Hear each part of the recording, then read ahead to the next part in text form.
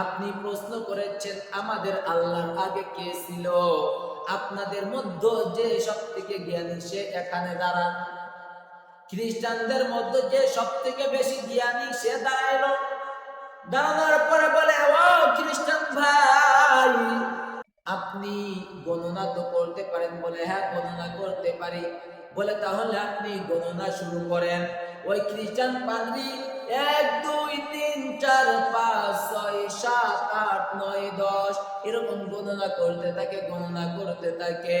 হযরত আবু হানিফা রাহমাতুল্লাহি আলাইহি বলেন, ও খ্রিস্টান পাদ্রী ভাই, আপনার গণনা হয় না, গণনা হয় না।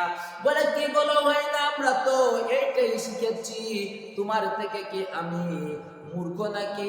বলে, না, আপনার গণনা হয় না। অন্য আরেক খ্রিস্টান দ্বারা বলে 1 2 3 4 আবার সে 1 থেকে শুরু করলো।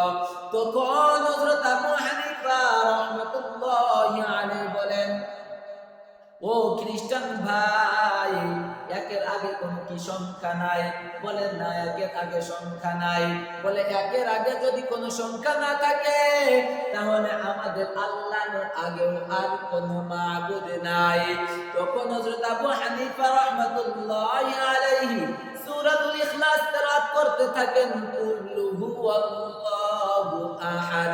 আমার সাথে সবাই পড়তে থাকেন, কুল্লু হুয়াল্লাহু আহাদ, আল্লাহুস সামাদ, লাম ইয়ালিদ ওয়া লাম ইউলাদ ওয়া লাম ইয়াকুল লাহু কুফুয়ান আহাদ। বলে, আল্লাহ এক, আল্লাহর কোনো অংশীদার নাই, আল্লাহর কোনো ছেলে নাই, আল্লাহর কোনো মেয়ে নাই, আল্লাহ কারো মুখাপেক্ষী নয়। আমরা সবাই আল্লাহর মুখাপেক্ষী। এক